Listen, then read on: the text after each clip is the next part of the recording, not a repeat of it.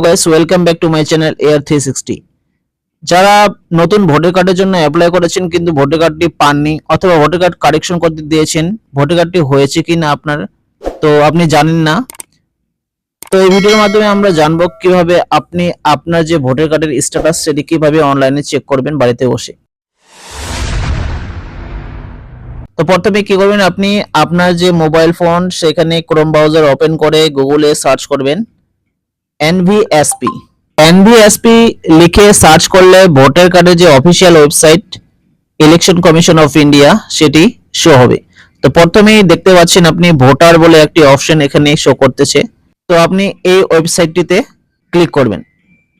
Click করার পর এরকম একটি ইন্টারফেস শো হবে যেখানে আপনার রেজিস্ট্রেশন নাম্বার পাসওয়ার্ড দিয়ে আপনাকে কি করতে হবে, প্রথমে লগ ইন করে নিতে হবে। আপনার যে নাম্বারটি রেজিস্টার করা আছে আপনি সেই নাম্বারটি অথবা ইমেল আইডিটি দিয়ে পাসওয়ার্ড বসিয়ে তারপর ক্যাপচাটি ফিল করে আপনি আপনার আইডিটি লগ ইন করে নেবেন। ক্যাপচাটি ফিল করে সেন্ড ওটিপি অপশনে ক্লিক করলে আপনার রেজিস্টার নাম্বারে একটি ওটিপি যাবে। তারপর কি করবেন, আপনি ওটিপিটি এখানে বসিয়ে দেবেন। তারপর ভেরিফাই এন্ড লগ ইন অপশনে ক্লিক করবেন। তো লগ ইন হওয়ার পর পোর্টালটি পুরোপুরি খুলে যাবে। এখানে আপনি দেখতে পারবেন new registration for general elector, registration complaint, share suggestion, track application. তো আপনি যেহেতু আপনার স্ট্যাটাসটি চেক করবেন তাহলে আপনি কি করবেন, ট্র্যাক অ্যাপ্লিকেশন স্ট্যাটাস অপশনে ক্লিক করবেন।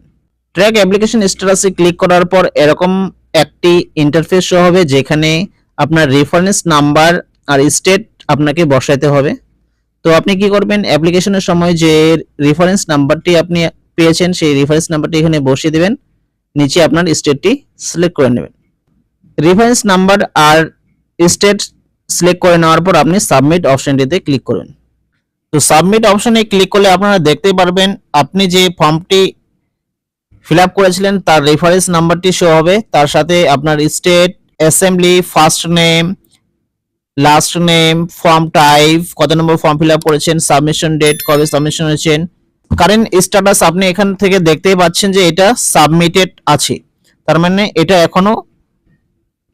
এটার যে পুরো প্রসেস সেটি কমপ্লিট হয়নি, এখনো এটি সাবমিটেড অবস্থায় আছে। তো পুরো প্রসেসটি কমপ্লিট হলে আপনি তার যে বাকি প্রসেসগুলি সেটি শো হবে যে ফর্মটি অ্যাকসেপ্ট হয়েছে না রিজেক্ট হয়েছে।